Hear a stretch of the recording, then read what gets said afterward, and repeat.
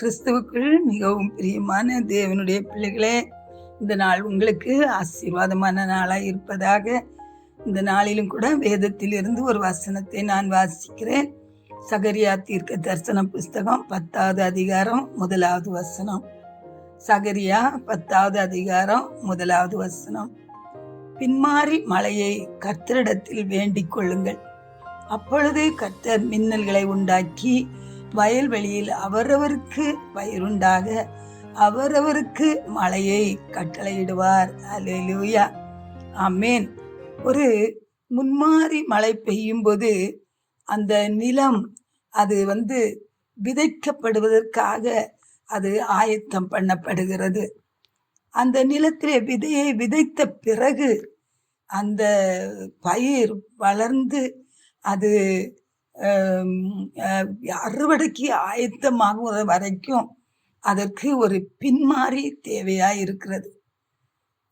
ஒரு குழந்தை ஒரு வயிற்றிலே அது கருவாக இருக்கும்போது அங்கே அதற்கு ஒரு முன்மாறி அதுக்கு தேவையா இருக்குது.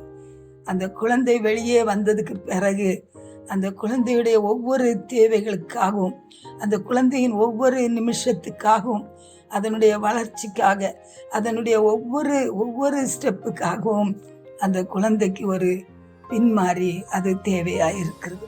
ஆகவேதான் ஆண்டவருடைய வசனம் சொல்லுது, நீங்கள் பின்மாறி மழையை வேண்டிக் கொள்ளுங்கள். நம்முடைய வாழ்க்கையில ஒவ்வொன்றுக்காகவும் அது வியாபாரமானாலும், அது ஒரு ஊழியமானாலும், குடும்ப வாழ்க்கையானாலும், அது ஒரு வீடானாலும், எல்லாவற்றுக்கும் ஒரு முன்மாறி அது பெய்யும் போது அங்கே சில காரியங்கள் நடக்கிறது. ஆனால் அதன் பிறகு ஒரு பின்மாறி ஊற்றப்படும் போதுதான் அது வளர்ந்து வளர்ந்து வளர்ந்து வளர்ந்து ஆசீர்வாதமாக அது மாறுகிறது. ஆகவேதான் ஆண்டோடைய வசனம் சொல்லுது, ஒரு பின்மாறி மழையை வேண்டிக் கொள்ளுங்கள் அப்படின்னு சொல்லி. வேல்ஸ் தேசத்து எழுப்புதலை கொண்டு வந்த இவான் ராபர்ட்ஸ் என்கிற ஒரு தேவ மனுஷன்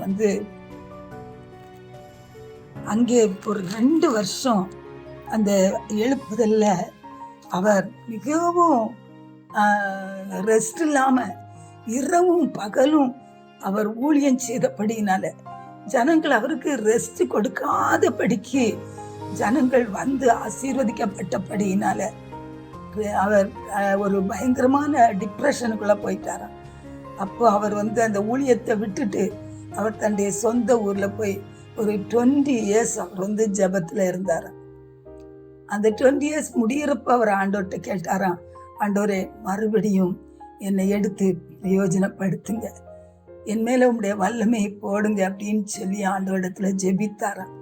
அப்பொழுது அங்கே இருக்கிற ஒரு பெரிய ஒரு தேவ மனுஷன் அவரோடு கூட போய் உபவாசித்து அவரோடு கூட சேர்ந்து அவர் ஜெபிக்கும் போது தேவன் தம்முடைய வல்லமையினால இவான் ராபர்ட்ஸை நிரப்பி மறுபடியுமாய் வேல்ஸ் தேசத்துல கொண்டு போய் முந்திய அந்த மகிமையை காட்டிலும் இந்திய மகிமை பெரிதாயிருக்கும் என்று சொல்லும்படியாக ஒரு பின்மாரியை தேவன் ஊற்றி அங்கே தேவன் பெரிய காரியங்களை தேவன் செய்தாராம். அல்லேலூயா.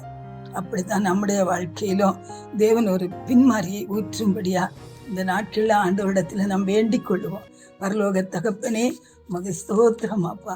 இந்த நாளிலும் கூட அப்பா உமக்கு நன்றி ஆண்டவரே, நீர் எங்களுக்கு ஊற்றி கொடுத்த ஒரு முன்மாரிக்காய் ஸ்தோத்திரம் ஆண்டவரே. இந்த நாளிலும் கூட உங்களுடைய வாக்கு தத்தத்தின்படியே ஆண்டவரே அப்பா எங்களுக்கு ஒரு பின்மாரியை நீர் ஊற்றும்படி நாங்கள் ஜெபிக்கிறோம் ஆண்டவரே. ஒரு பெரிய எழுப்புதலை தேசத்துல கொண்டு வரும்படியா, எங்கள் குடும்பங்கள் ஆசீர்வதிக்கப்படும்படியா, நாங்கள் செய்கிற ஒவ்வொரு காரியமும் ஆசீர்வாதமாய் மாறும்படியா ஆண்டவரே ஒரு பின்மாரியை ஊற்றும்படி நாங்கள் ஜெபிக்கிறோம் அப்பா. உங்களுடைய கரத்துல எங்களை தாழ்த்தி அர்ப்பணிக்கிறோம் இயேசுவின் நாமத்தில், ஆமென்.